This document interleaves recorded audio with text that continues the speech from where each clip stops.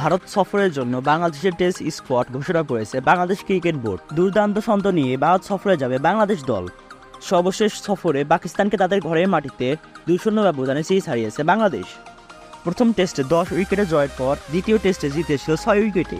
পাকিস্তান সফরে রাওয়ালপিন্ডিতে প্রথম টেস্টের পরই কুস্কিতে অস্বস্তি বোধের কথা টিম ম্যানেজমেন্টকে জানিয়েছিলেন শরীফুল। এরপর মেডিকেল পরীক্ষার মাধ্যমে বাহাতে পেসারের চোট ধরা পড়ে।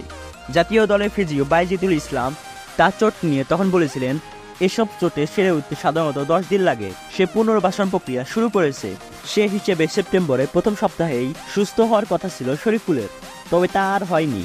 তাতে গুরুত্বপূর্ণ এই সিরিজে দলের অন্যতম সেরা পেসারের সার্ভিস মিস করতে যাচ্ছে বাংলাদেশ। তবে তার বদলে জায়গা পেলেন ব্যাটার জাকের আলী। ভারতের বিপক্ষে টেস্ট সিরিজে হচ্ছে তার টেস্ট অভিষেক। 15 সেপ্টেম্বর ভারত সফরে যাবে বাংলাদেশ দল। শান্তর দল সেখানে 2টি টেস্ট ও 3টি টি-20 খেলবেন। 19 সেপ্টেম্বর চেন্নাইয়ে শুরু হবে প্রথম টেস্ট। ভারতের বিপক্ষে বাংলাদেশের টেস্ট স্কোয়াড: নাজমুল হোসেন শান্ত অধিনায়ক, সাদমান ইসলাম, জাকির হাসান, মুমিনুল হক, মুশফিকুর রহিম, সাকিব আল হাসান, লিটন দাস, মেহেদী হাসান মিরাজ, জাকির আলী অনিক, তাসকিন আহমেদ, হাসান মাহমুদ, নাহিদ রানা, তাইজুল ইসলাম, মাহমুদুল হাসান, নাহিদ হাসান ও খালেদ আহমেদ।